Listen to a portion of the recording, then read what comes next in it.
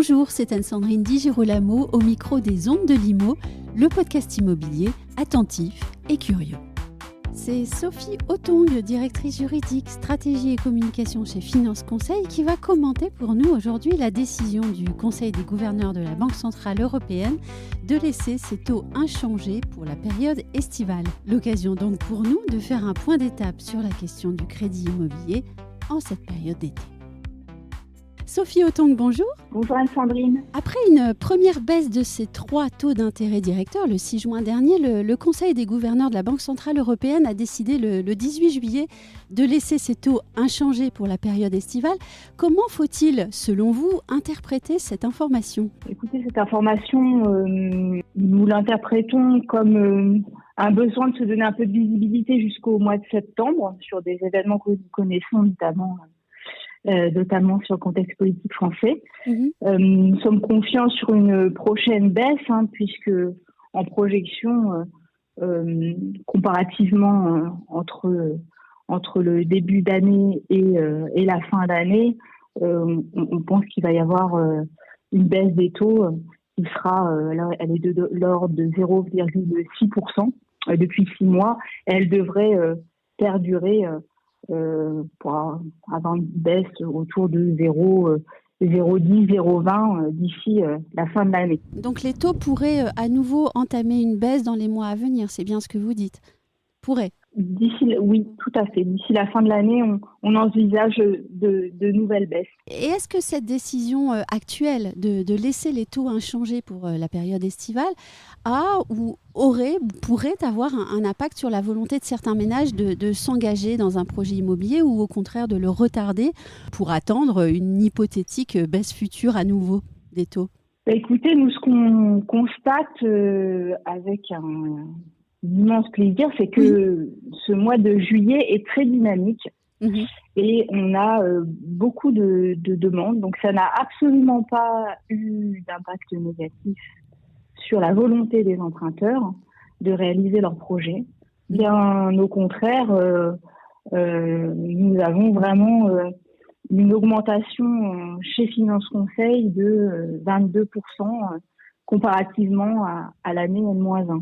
Ah oui, donc c'est quand même très positif. Je devine alors votre réponse à ma question suivante, puisque passé cette question technique des taux, on ne peut pas ne pas évoquer la situation politique et l'instabilité politique dans laquelle la France se trouve plongée depuis quelques semaines, et vous l'avez d'ailleurs dit il y a quelques instants. Quels sont donc les effets de cette situation sur l'état d'esprit des candidats emprunteurs ? On pouvait avoir une petite crainte, effectivement, suite à l'annonce de la dissolution de l'Assemblée nationale. Ça a été la première étape où les emprunteurs auraient pu mettre un coup de frein. Néanmoins, ce qu'on a remarqué après un moment que je qualifierais un peu de sidération, personne ne s'y attendait, de quelques jours, surtout sur la capitale, puisque finalement en province, on n'a pas eu ce moment de latence.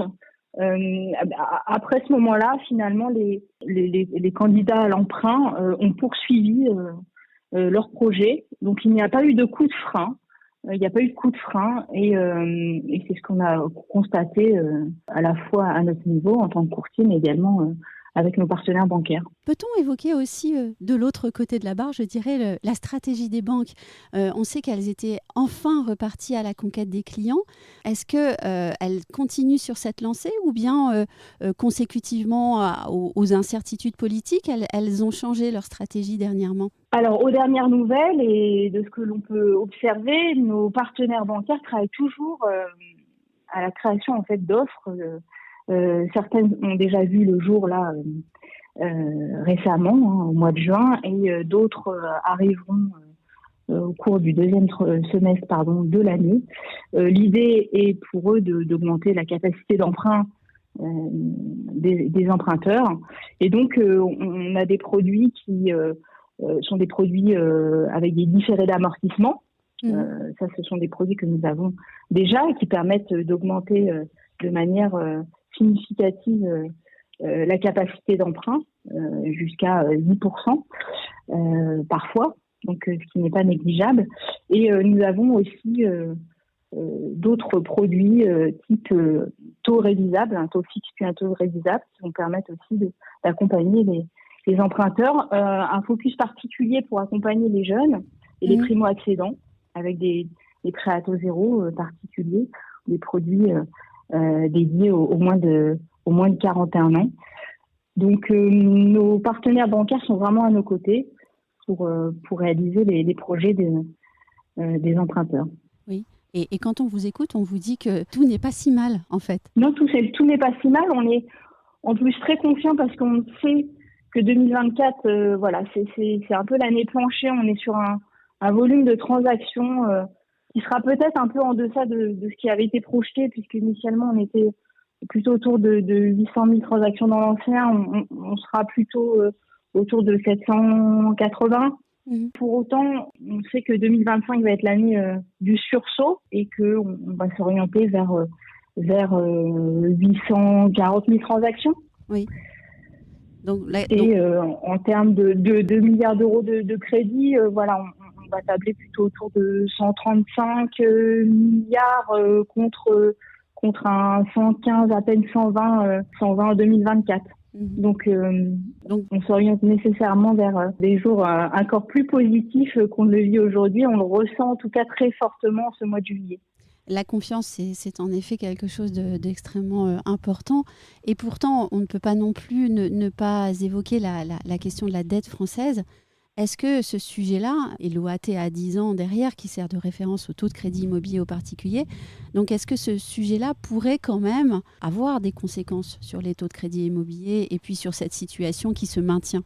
Alors effectivement, l'OAT permet d'établir les taux, en tout cas c'est suivi de près et pour autant, nous sommes confiants parce que malgré, là on l'a vu, hausse de l'OAT, les taux se sont maintenus. On observe plutôt une stagnation, voire pour certains partenaires, une baisse.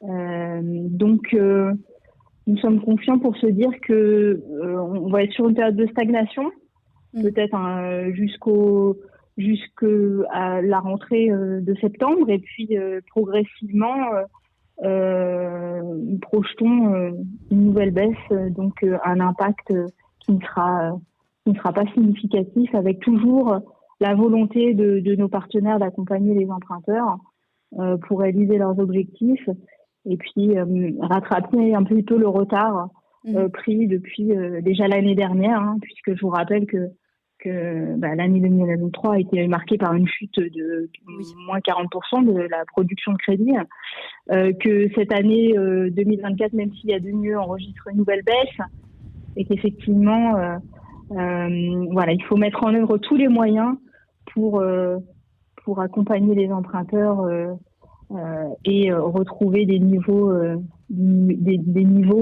qui correspondent davantage à un rythme de croisière pour nous et la distribution de crédit.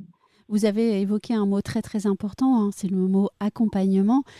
Chez vous, Finance Conseil, groupe national fondé en 2006, vous avez une expérience longue du crédit, notamment du crédit immobilier. La période n'est pas simple, mais il y a eu d'autres périodes compliquées. Comment est-ce que votre groupe s'est adapté et s'adapte aux évolutions du marché du crédit ? Alors effectivement, en 2006, on a vécu plusieurs périodes, comme l'ensemble de la profession. Oui. La capacité d'adaptation, c'est surtout chez Finance Conseil le niveau d'expertise technique de nos collaborateurs qui permettent de s'adapter dans des contextes notamment compliqués avec des conditions d'octroi durcies. Nous sommes capables d'accompagner nos emprunteurs parce qu'on a cette technicité qui nous permet de trouver des solutions. Oui. Niveau technique, c'est une particularité vraiment de notre réseau puisqu'on on est leader sur le marché du crédit professionnel également. Oui. Et donc, on a un niveau technique important. On a gagné des parts de marché, notamment chez les CSP, plus dans la mesure où, dans un contexte où à un moment donné, contraint par les normes HCSF et le taux d'usure, des personnes absolument solvables avec une belle capacité n'ont pas pu pour autant emprunter, se sont heurtés à ces contraintes et se sont orientés vers les courtiers qui n'étaient pas d'habitude leur façon de procéder. Et on a du coup pu asseoir notre qualité d'expertise et notre positionnement en tant que tiers de confiance à l'égard des clients, mais également de nos partenaires, agents immobiliers, notaires, partenaires bancaires. Donc finalement, la profession s'est renforcée dans les moments les plus compliqués. Oui. L'adversité renforce et on a gagné en fait en part de marché, puisque on parle toujours d'une part de marché du courtage autour de 40%. En réalité, elle est bien plus importante que ça. Nous travaillons avec des cellules de prescription où effectivement on est capable de quantifier le niveau de prescription des courtiers, mais il y a aussi bon nombre de dossiers qui sont réalisés directement auprès des agences bancaires, qui ne sont pas comptabilisés en tant que tels. Et donc, on a vraiment aujourd'hui un emprunteur sur 2 qui passe par un courtier. Donc, la profession se porte bien. Il y a eu des moments difficiles. Il y a effectivement les réseaux qui n'ont pas su résister par manque d'anticipation, peut-être par un niveau technique, une fragilité, en tout cas à ce niveau-là, des fondations pas suffisamment solides, ce qui n'est pas notre cas chez Finance Conseil, puisqu'on a vraiment un modèle atypique avec des collaborateurs ancrés dans leur métier. On a une proximité, un ancrage local très fort et un niveau d'expertise de nouveau qui nous permet de tirer notre épingle du jeu. Un modèle atypique, vous le disiez, un modèle aussi semi-coopératif. Est-ce que le fait d'être dans le semi-coopératif a été pour vous une force ou un avantage ? Ça a été une force effectivement, puisque le modèle coopératif permet de mutualiser les idées, les moyens, les forces de chacun. On n'est pas sur un modèle vertical descendant, on se nourrit des talents dans chaque région et on est capable du coup ensemble de trouver des solutions peut-être que d'autres ne trouveraient pas avec ce modèle atypique qui attire des talents aussi effectivement, puisqu'on est dans la co-construction, des gens qui sont plutôt dans l'intrapreneuriat et qui veulent collaborer avec d'autres confrères tout en gardant leur autonomie et leur indépendance, trouvent pleinement leur place chez nous. C'est ce qui fait qu'on a pu faire ce qu'on appelle des rapprochements identitaires avec des confrères indépendants dans plusieurs régions qui sont venus renforcer aussi chez nous notre niveau d'expertise et notre implantation, notre maillage territorial. On a aujourd'hui près de 80 agences et 300 collaborateurs partout en France et on construit avec eux des gens qui nous ressemblent, qui correspondent à notre vision du courtage, un courtage responsable. Voilà. Et merci Sophie Othong de cet entretien encourageant sur bien des aspects. Je vous souhaite une très belle journée et puis je vous dis à très bientôt. Je vous remercie beaucoup. Très belle journée Anne-Sandrine. Merci. Au revoir.